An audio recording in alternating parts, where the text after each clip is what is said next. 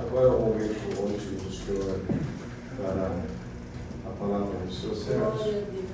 E eu sinto no meu coração de estender a liberdade para que os irmãos que estão nos visitando, os irmãos da Assembleia de Deus, por favor, clamasse a Deus e viessem trazer a palavra para a irmandade de hoje. Glória a Deus. Glória a Deus. Santo é o Senhor. Irmão Peterson, sente, querido. Vem. Durante muito tempo nós aprendemos de uma maneira muito errada de que haviam povos distintos, né? Igrejas distintas, placas diferenciadas, essa é certa, essa é errada, essa faz isso, essa faz aquilo. A ponto até de uma maneira muito... Não existe outra palavra. A palavra é ignorante. De uma maneira muito ignorante, nós fomos ensinados a tratar os irmãos que eram de outra denominação, não como irmãos. Não era assim? Pô, irmão, eu me envergonho tanto quando eu lembro desse tempo. Porque hoje a gente percebe o quanto nós temos a aprender com esses nossos irmãos de outras denominações, todas elas. Eu gostaria de externar para vocês, meus irmãos, o meu máximo respeito e dizer que eu sou muito grato a Deus por Ele ter mudado a nossa consciência nesse sentido. Por ter feito nós entendermos que nós somos um único povo, uma única fé e estamos em busca de um único caminho. Glória a Deus. Vem, irmão Peterson. Santo é o Senhor. Glória a Deus. Glória a Deus. Aleluia. Glória a Deus, Meus queridos irmãos, vamos ficar de pé em nome de Jesus. Eu sei que os irmãos estão os irmãos têm orado. Como reverência à palavra de Deus, nós nos postramos de pé, assim como Esdras, quando leu a palavra, estava de pé. Vou fazer uma oração em nome do Senhor Jesus. E aí, logo em seguida, Deus me tinha dado uma passagem, colocando no meu coração. Oremos, Senhor, no nome do Teu Filho amado Jesus, nós nos chegamos diante de Ti, Senhor, nesta noite, com toda a reverência, a humildade de coração, para lhe pedir, Senhor, que o Teu Espírito que está aqui conosco continue soprando-nos desta forma que o Senhor tem nos falado, nos guiado, os hinos que foram entoados a Ti. Pai, agora, um momento todo especial, em devoção à Tua palavra. O Senhor já revelaste, Senhor, aos nossos corações a Tua palavra. E estaremos explanando com humildade e com todo respeito e reverência a Ti. Fica conosco, nos guie, no nome de Jesus. Amém. Abra sua Bíblia comigo. No Evangelho segundo escreveu Lucas, capítulo 15. Glória a Deus. Seu verso 11.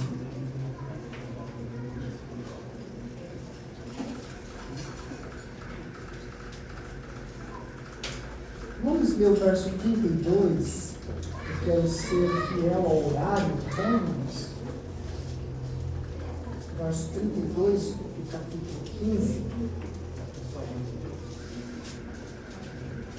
Glória a Deus. glória a Deus. É uma parábola muito conhecida. Aleluia. Amém? Amém. Diz assim: quem não está com a Bíblia, por favor, se chegue mais próximo de um irmão que está com a Bíblia, porque não é o que vai sair da minha boca, mas a palavra escrita. Tá bom? Ó, Lucas, Evangelho de Lucas, capítulo 15, verso 32 diz: mas era justo em alegrarmos e regozijarmos, porque este teu irmão estava morto e reviveu.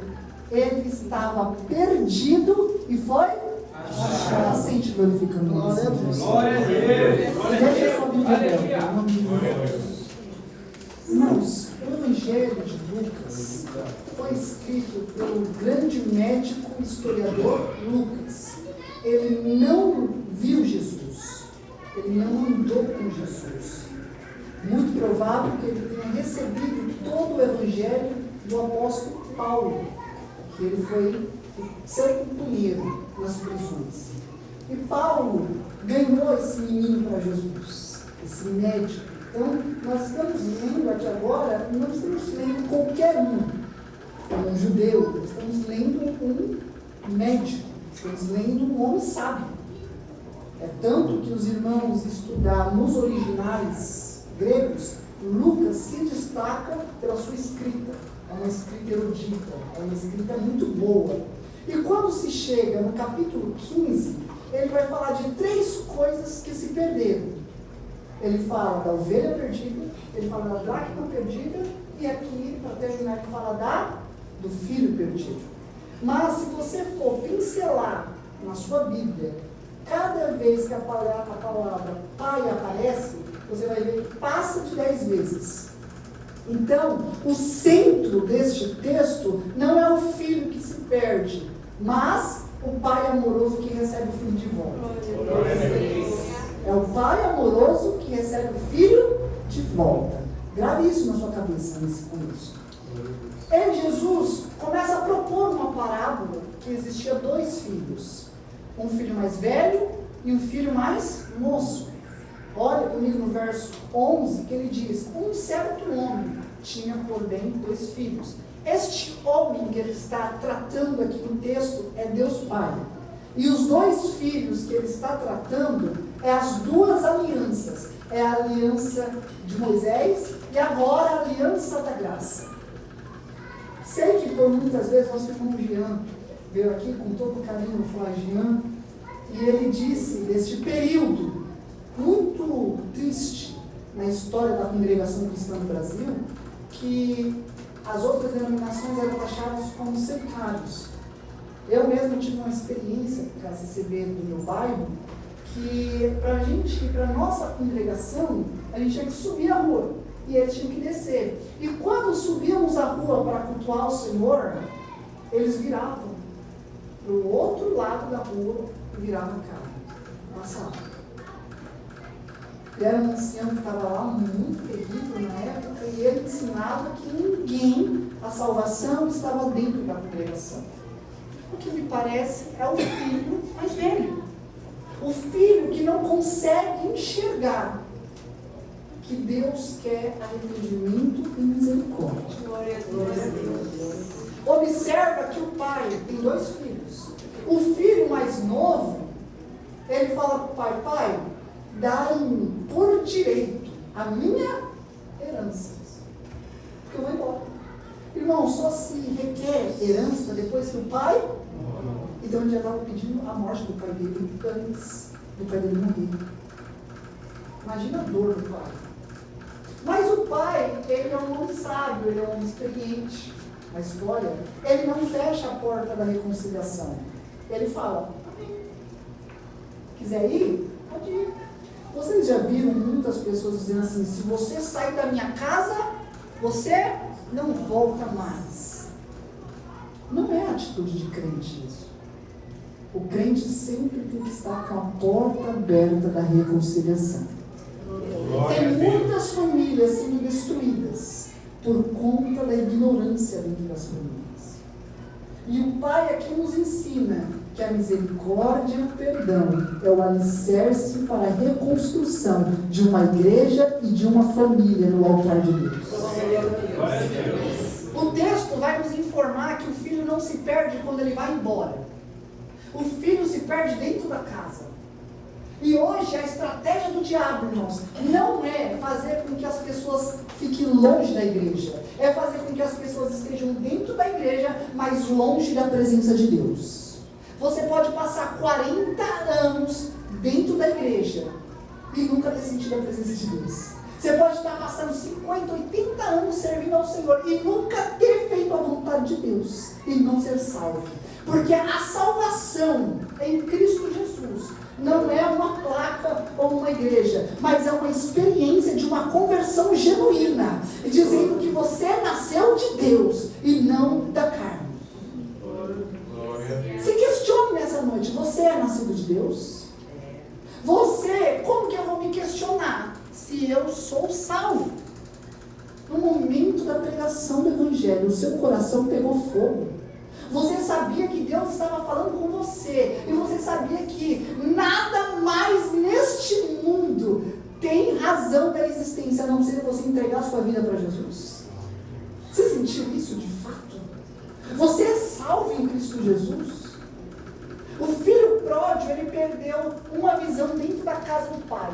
Porque ele pede herança, ele pede amigos e ele pede festa. É as três coisas que ele vai querer curtir a vida. Ele quer ir para a festa, ele quer gastar dinheiro, e ele pensa que os amigos que estão lá fora é melhor do que os amigos que estão dentro da igreja. Mas o que acontece com ele?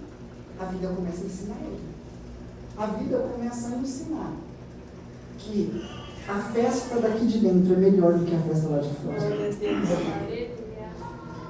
Outra coisa que a vida ensina, que mesmo esse irmão que está do seu lado aí, sempre chato e irritante. O Lucas Carinha, ele fala que ele é chato e irritante. Ele está comigo. Eu falo, sou chato. Aí eu olho para ele e falo, estou te amo, meu irmão. Mesmo esse irmão aí, você é um irmão que vai te ajudar a caminhar no céu com você. Esses aqui são verdadeiros. Os lá de fora, por muitas vezes, quando você precisar de um ombro amigo, eles não vão estar para te ajudar. Mas também, uma coisa que o texto nos informa, em que muitas pessoas estão neste mundo visado, é que o dinheiro traz estabilidade. Ele quer herança, ele quer dinheiro, porque ele pensa que a felicidade está lá. E aí ele torra tudo. E depois que ele torra tudo, o que sobra para ele? Sobra nada.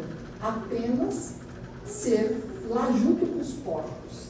E aqui Lucas é especialista, porque porcos para os judeus, irmãos, até hoje, se Deus te der o privilégio de ir lá na Terra Santa, lá em Jerusalém, você vai ver que tem tudo, menos porco. Menos porco. Eles não criam porcos. E quem cria porcos é visto de maus olhos, porque o porco é taxado como um animal impuro.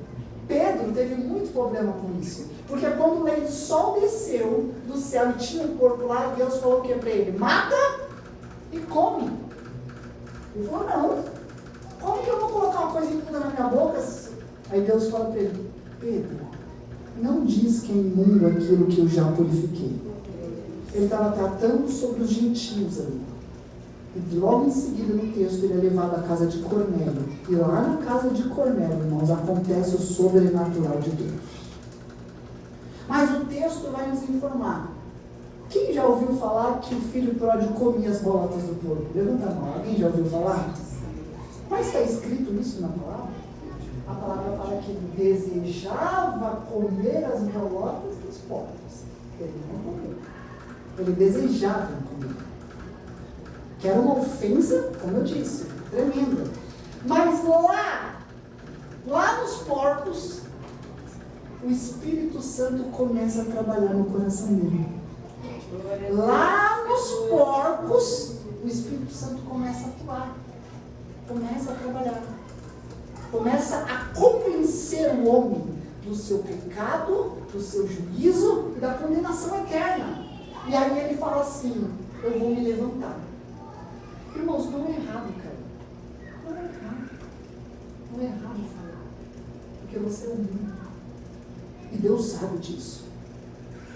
Não é errado você, no momento da vida cristã, você, cara, o errado é você perder a presença do Espírito Santo na tua vida. Davi, no Salmo 51, depois dele ter cometido um adultério, um assassinato oculto, ele fala uma coisa para Deus: não retira-te de mim o teu Espírito. Ele sabia que mesmo falhante, o Espírito Santo estaria dentro do coração dele, guiando. Talvez você entrou aqui nessa noite dizendo, Senhor, eu preciso, Pai, não preciso do ouro, não preciso da prata, mas eu preciso do teu Espírito dentro de mim. Eu preciso do teu Espírito me animando, me convencendo, me guiando. E Deus está falando, eu estou contigo, aleluia. Eu estou dentro de você. Lembra do que eu disse aqui no começo? Eu estou dentro de você. E ele se levanta e vai. E quando ele vai para a casa do pai, Observa no texto que o pai é que avista ele de longe. Não é o filho que vê, mas o pai que avista ele de longe. E o pai fecha a porta da reconciliação? O pai fala, olá, lá vem meu bastardo? O pai fala, não. O que o pai faz? Abraça. Chega. Né? Tem um nordestino aqui? Olha aí. Dá um cheiro no cangote, não é? O filho vai lá e ele já abraça. E ele não quer perguntar se a herança está intacta. Ele quer saber da vida do filho. E aí ele restaura 3 coisas na vida do filho que nós cristãos devemos sempre ter em mente. Primeiro ele restaura a aliança, primeiro ele restaura o sapato e depois ele restaura a roupa, trazendo dignidade, aliança e caminhado, sustentação na vida daquele filho. E aí ele olha para os amigos dele e fala, vamos agora fazer festa.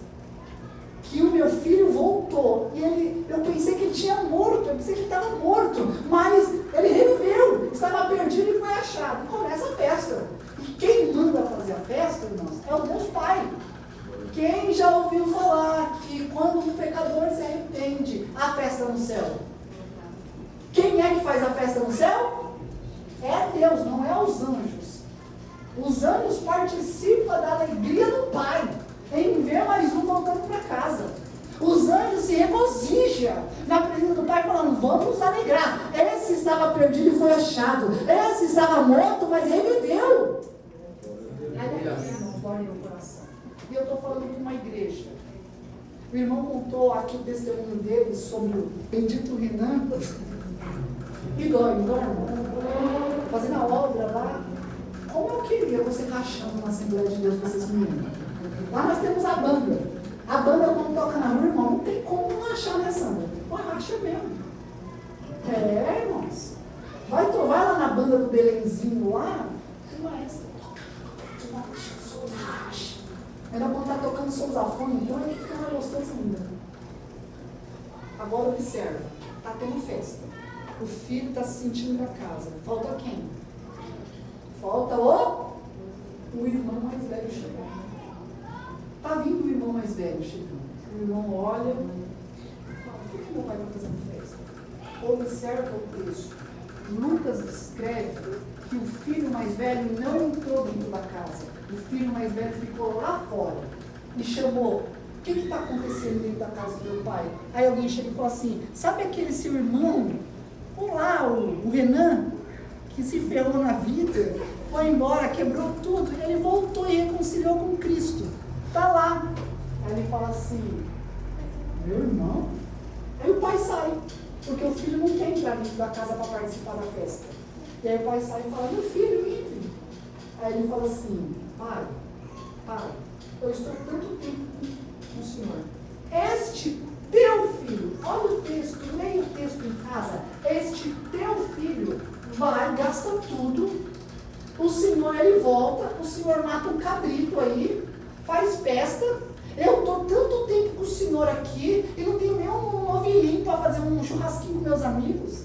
Irmãos, olha a expressão, este teu filho, ou seja, não é mais o meu? Correto, não é? Eu estou pregando para uma igreja madura. Este teu filho não é mais o meu irmão. Irmãos, não se alegre com a derrota do irmão. Se alegre quando o teu irmão voltar a congregar juntamente. Não, parece que tem gente especialista em falar, o Renan vai se dar mal. O Jean vai cair. Vai ficar torcendo. E ainda faz aposta. Ó, ele voltou, mas é 3 meses. 3 meses. Tem gente especialista nisso. E que se alegra com a derrota. E não quer participar da festa. Deus está fazendo aqui um banquete nessa noite. É uma festa isso aqui. Se alegra. Se alegra. Quando se alegra, não se alegre quando você vê uma cura. Não se alegre quando você vê um batismo com o Espírito Santo, ou como os irmãos falam, né? A virtude, né? A promessa. Não fique espantado com isso, porque isso são coisas naturais.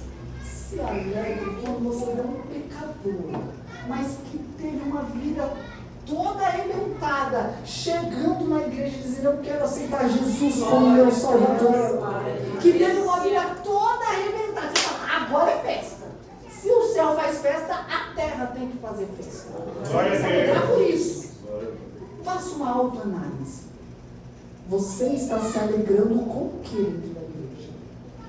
Estava conversando com meu irmão, com seu irmão, Daniel, nós estávamos batendo papo muito bacana no sábado passado sobre a palavra de Deus. E eu disse para ele que eu tenho um filho, uma esposa. E hoje eu procuro uma igreja em que a minha família seja estruturada no altar de Deus, em que a minha esposa vai ter um círculo de oração de irmãs, uma intercedendo pela outra, em que o meu filho vai crescer numa escola bíblica dominical, em que ele vai competir com o amigo dele quais são os livros da Bíblia. Você pega crianças hoje, irmãos, que se você falar para ela o nome do Pokémon, ela dita, mas você fala assim: quantos livros tem na Bíblia? Quais são os nomes dos 12 apóstolos de Jesus? Você vê que nós estamos invertendo os papéis. E Deus está nos alegrando, nos despertando nessa noite por meio da palavra, dizendo: se alegre aqui nessa igreja. Se alegre aqui nessa igreja. Se tem algum irmão que está aqui na circunvizinhança e congrega aqui, ajude o pastor local, congregue mais vezes. Fala: pastor, vamos ganhar almas para Jesus, vamos anunciar o Evangelho, vamos entrar dentro das favelas, vamos buscar o filho perdido. Vamos orar. Irmãos, é quase todo dia eu estou com o meu joelho dobrado. Não é? 3 horas da manhã eu estou lá, abrindo o WhatsApp: Senhor Deus, abençoe os irmãos. Senhor, e vamos mandando oração. Nós temos que começar a ter essa mentalidade de que você faz parte do reino de Deus. Olhe para as suas mãos agora. Olhe para as suas mãos. Olhe bem para elas. Tem um hino da nossa harpa, que é o hino 16, que fala: posso ter as mãos vazias ao encontrar o meu Senhor? Quantas almas você ganhou para Jesus esse ano? Você acha que a responsabilidade está sobre o Jean de ganhar alma para Jesus? Está sobre o nosso cooperador? Está sobre você. É pesado. Nós iremos entrar diante do tribunal de Cristo, todos. A igreja vai passar um por um. E tudo que você tiver feito na terra, seja bem ou seja mal, você vai prestar conta diante do Senhor. Nós estamos vivendo tempos em que filhos perdidos precisam de um abraço de um pai amoroso. Que você possa ser um pai amoroso na vida de alguém. Que você possa ser a diferença na vida de uma mulher, de um homem, de um adolescente, de uma criança. Seja a diferença. A vida deles está em nossas mãos. O país está indo de mal a pior. Mas se nós dobrarmos o nosso joelho, segundo as Crônicas, capítulo, se me fala a memória, 7, verso 14, 7, coisa assim, diz: e se o meu povo, que se chama pelo meu nome, orar, buscar a minha face, se converter dos seus maus caminhos, então eu descerei do céu.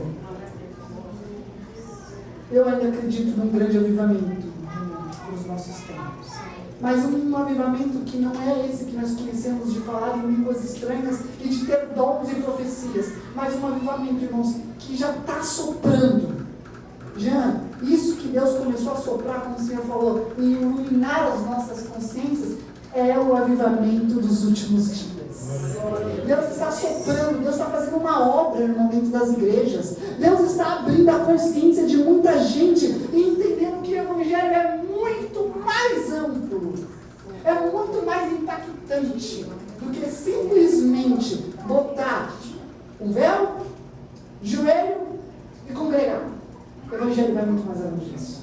O Evangelho vai muito mais impactante. E para terminar as minhas palavras, eu tive uma alegria de ver, no ano passado, um irmão na minha antiga congregação, A minha antiga congregação tinha 500 membros. Eu assumi a escola bíblica dominical com 15 matriculados. Eu falei, misericórdia, 500 irmãos, e só 15 frequentam a escola dominical, os irmãos não vão dar palavra não. E começamos a descobrir o que era. Descobrimos o problema, consertamos o problema. Passei 4 anos como professor titular da classe dos irmãos. Irmãos, depois de 4 anos, em dezembro, segundo domingo de dezembro, eu entreguei a escola dominical, porque Deus estava me chamando para ir para uma outra congregação. Tinha 171 matriculados na escola dominical. Os irmãos choravam porque eu estava saindo e indo para outra congregação. Mas o que me despertou foi um irmão que ele aceitou Jesus barbudo, um pouquinho maior. Só tem o Jean, um irmão ali, um pouquinho maior era a barba dele, cabeludo. E aí ele entrou na igreja, aceitou, ele era filho de crente. A mãe dele chorava, irmãos, a mãe dele chorava, porque tinha crescido na igreja e tinha ido embora. E voltou todo arrebentado, droga. O meu corpo assim, imagina mais magro ainda. Voltou todo arrebentado. E o pastor disse assim, não quero ninguém olhando para ele, e nem falando de uso e costume. Aqui é casa, aqui não é tribunal. Amém. Ele começou a congregar. Foi para a escola dominical. E ele sentava na classe dos jovens. Lá nós tínhamos 5 classes, ele sentava na classe dos jovens. E o pastor só falava comigo. Porque quem muda é a palavra, não é você. Quem faria a diferença é a palavra. E aí um dia, na lição, falou sobre os e costumes. O pastor passou por cima e foi embora.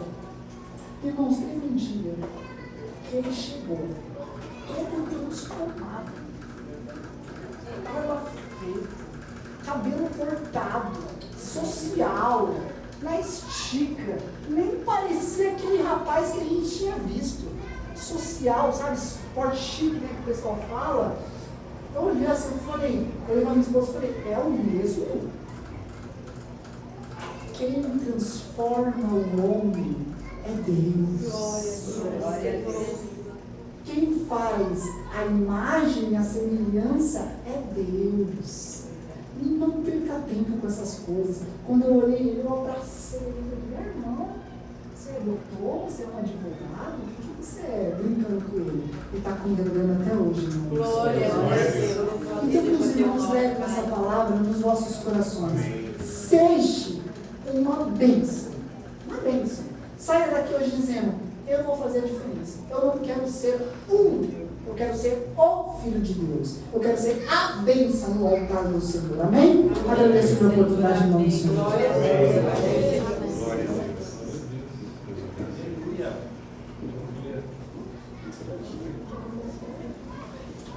Louvado seja Deus. Irmão Manuel, faça uma oração de agradecimento, tá bom? Vamos agora orar para agradecer a Deus por toda essa festa maravilhosa que o Senhor preparou para nós hoje. Unidos